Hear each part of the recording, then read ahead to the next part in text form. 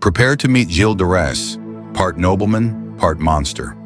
Born in 1405, Gilles de Rais enjoyed every advantage: wealth, status, and a powerful family name. He initially earned great esteem by fighting alongside Joan of Arc, even achieving the prestigious title of Marshal of France. Yet following Joan's tragic execution, his life descended into a whirlwind of reckless spending, occult experiments, and unspeakable violence. Wealth drained rapidly, and rumors of missing children began swirling around his estates. Many historians believe his brutal acts inspired the French folktale Bluebeard. Investigators eventually uncovered ghastly remains, confirming that de Rais had been abducting, torturing, and killing his young victims, often boys from peasant families. He was tried and convicted of murder and other atrocities, then executed by hanging and burning on October 26, 1440. His tale remains an unsettling blend of chivalric legend and darkest depravity. What if the walls of a luxurious hotel hid trapdoors, secret passages, and a labyrinth designed for murder? That grim fantasy came to life with H.H. Holmes. Born Herman Webster Mudgett on May 16, 1861, Holmes is considered by many the first known serial killer in the United States. Even as a child in Gilmanton, New Hampshire, his fascination with death set him apart.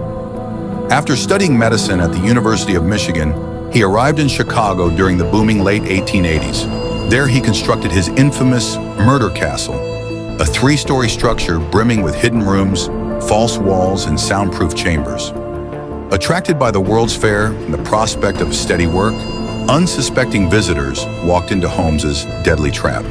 He disposed of some victims by selling their skeletons to medical schools, one of the most gruesome forms of profit imaginable. Although he confessed to 27 murders, experts suspect the actual number is much higher. Ultimately, his taste for fraud got him caught in 1894, and he was hanged 2 years later on May 7, 1896. Can one man's twisted fixation on pain become so extreme that he turns into a flesh and blood boogeyman? Welcome to the disturbing world of Albert Fish. Albert Fish, born Hamilton Howard Fish on May 19, 1870, displayed early signs of deviance while enduring relentless abuse in an orphanage. That harsh environment ignited his fascination with physical pain, both for himself and others. Living a double life as a seemingly harmless house painter and father of 6, Fish managed to hide the darkest urges imaginable. Beyond practicing cannibalism, he inserted needles into his own body and relentlessly stalked children. One of his most horrific crimes occurred in 1928 when he abducted 10-year-old Grace Budd under the pretense of a party invitation. Years later, an unsettling letter sent to the girl's mother detailed Fish's gruesome acts and helped police connect the dots. He was ultimately convicted of Grace's murder and executed by electric chair on January 16, 1936. Although he went by monikers like the Gray Man and Boogeyman, no nickname fully captures the horror he unleashed. The fog-shrouded streets of Victorian London set the stage for a faceless horror that continues to loom large in our cultural imagination. Enter Jack the Ripper, the Phantom Killer. Between August and November 1888, London's Whitechapel district was gripped by terror as someone preyed upon female sex workers with shocking brutality. Victims' throats were slashed, their bodies mutilated, sometimes with organs removed. While sensationalist newspapers fanned public fear, an individual, possibly the killer, sent taunting letters to the press, signing them Jack the Ripper. Some contemporary investigators believe the culprit had surgical expertise, but no suspect was definitively identified. Over the decades, theories have pointed to everyone from local butchers to members of royalty. Yet this dark mystery remains unsolved. Jack the Ripper's legend persists as a symbol of evil that can vanish into the night undetected. Cryptic codes, chilling letters, and a brazen murderer who turned his killing spree into a twisted cat-and-mouse game. This is the Zodiac Killer in a nutshell. Active in Northern California from the late 1960s to the early 1970s, the Zodiac is confirmed to have slain at least 5 people, but claimed to have killed 37. His reign of terror began in December 1968, mostly targeting young couples in remote areas. After each crime, he inundated newspapers with letters and coded messages, taunting law enforcement and demanding front-page headlines. One cipher remained unsolved for decades, fueling public fascination. Despite extensive investigations, no one was ever definitively charged, and the killer's true identity still inspires debate among true crime enthusiasts. The Zodiac Killer remains a macabre icon of unsolved American crime, daring investigators to crack his final code. In the vast expanse of the Soviet Union, a ruthless predator lurked in train stations and quiet towns, leaving death wherever he roamed. His name was Andrei Chikatilo. Chikatilo was born on October 16, 1936, in the Ukrainian SSR, where famine and war shaped his earliest memories. Bullied at school and struggling with deep-seated insecurities, he found short-lived work as a teacher. Yet complaints of misconduct led to his dismissal, and by 1978, he had started a series of gruesome killings. Women and children were his typical targets, and he often engaged in cannibalism, deriving a twisted sense of fulfillment from his brutal attacks. Despite multiple arrests, Chikatilo slipped through the cracks of Soviet justice due to clerical errors and limited forensic capabilities. Finally, undercover officers caught him in 1990 as he once again approached children at a train station. He confessed to 56 murders and was executed by a single gunshot on February 14, 1994.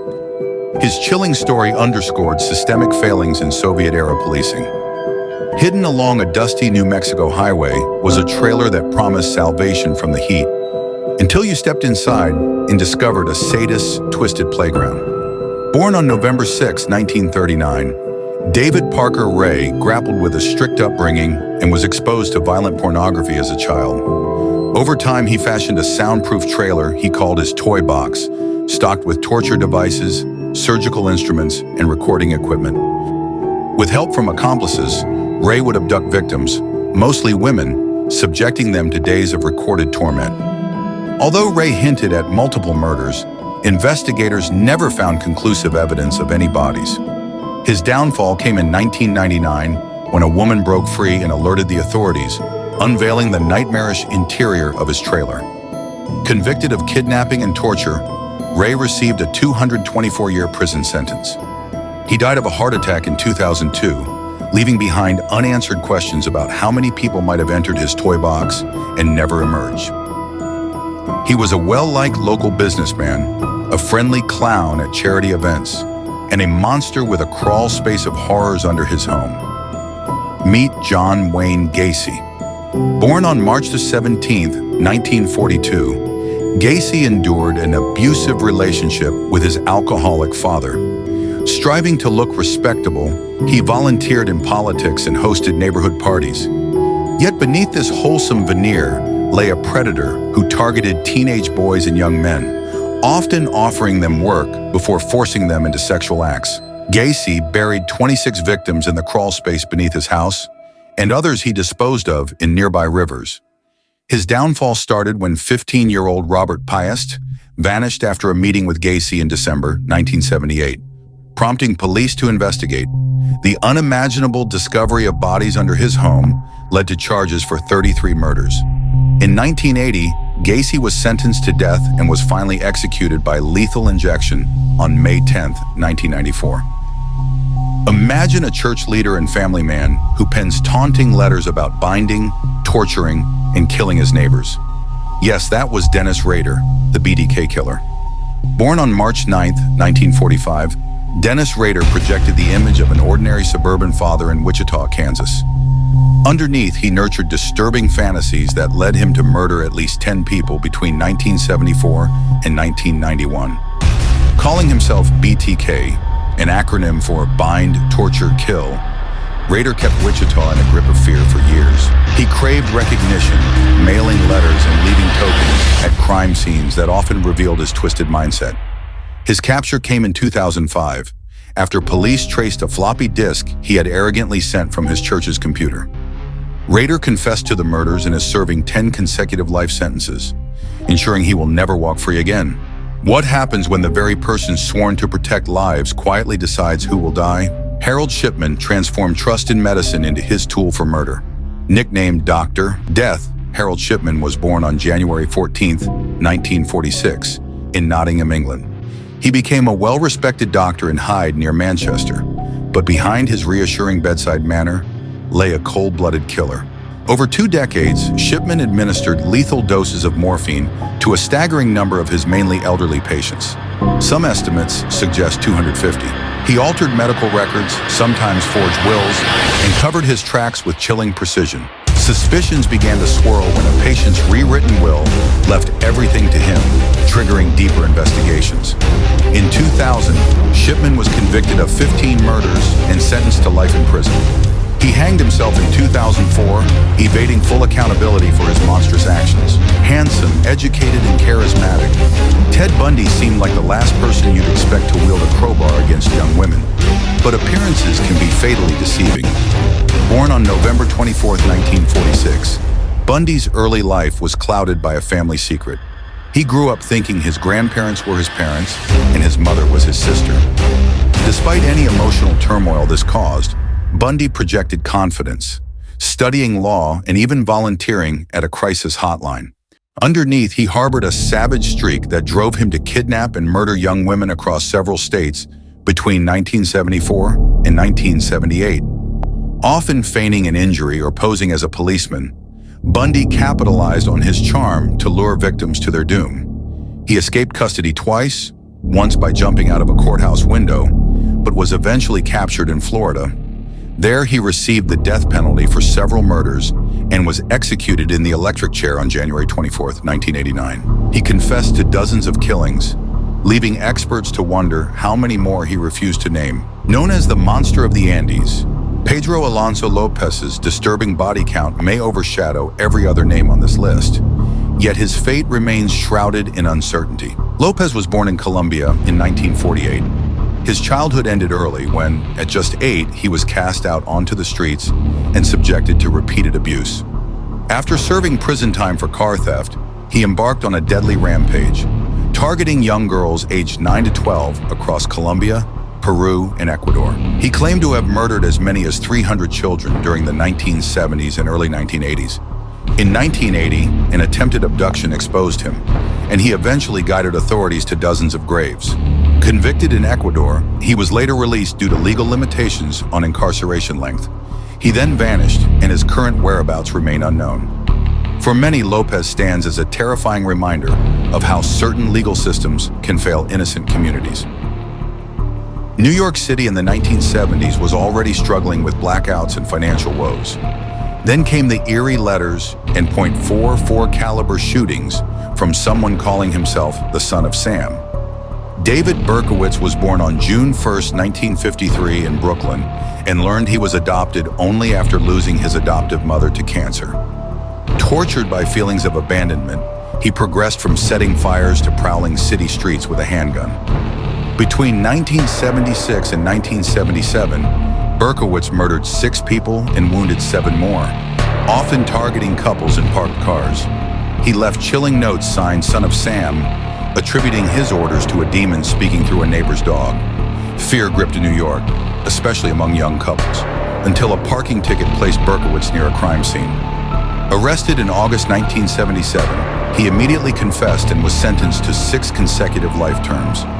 While in prison, Berkowitz claimed to have become deeply religious, renouncing his old moniker and calling himself the Son of Hope. Behind the closed door of a cramped Milwaukee apartment lay a horror scene that would stun the nation, where a quiet loner attempted to create zombies out of his victims. Jeffrey Dahmer, born on May 21, 1960, in West Allis, Wisconsin, appeared to lead an unremarkable life, aside from a growing obsession with dead animals in his teens. From 1978 to 1991, he lured mostly young men to his home, where he drugged, strangled, and dismembered them. Disturbingly, Dahmer tried to turn some into permanent companions by injecting acid into their brains. He preserved body parts in his apartment, practiced necrophilia, and even dabbled in cannibalism. His deadly pattern continued until 1991, when a victim managed to escape and flag down the police. After discovering chilling photographs and remains in Dahmer's apartment, authorities secured a confession to 17 murders. Sentenced to multiple life terms, Dahmer was beaten to death by a fellow inmate on November 28, 1994. By night, a sadistic prowler shattered the peace of Southern California homes, leaving a trail of horror and satanic symbols. He would become known as the Night Stalker.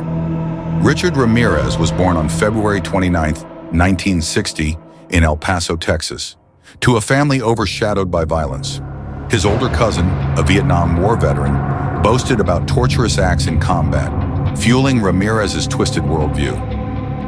From 1984 to 1985, he broke into homes between San Francisco and Los Angeles, attacking victims of varying ages and backgrounds. Ramirez incorporated satanic rituals, painting pentagrams and uttering dark incantations. Dubbed the Night Stalker by the media, he cultivated a chilling infamy.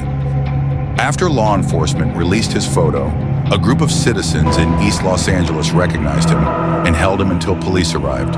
Convicted of 13 murders among other charges, he was sentenced to death. Ramirez ultimately died of complications from cancer in 2013, still awaiting his execution. I hope you found this more in-depth overview enthralling. Each case reveals a glimpse of just how dark humanity can become, and serves as a reminder of why vigilance and empathy are so crucial. Feel free to suggest other topics you'd like to explore. Your input inspires future discussions. Until next time, stay curious, stay safe, and take care.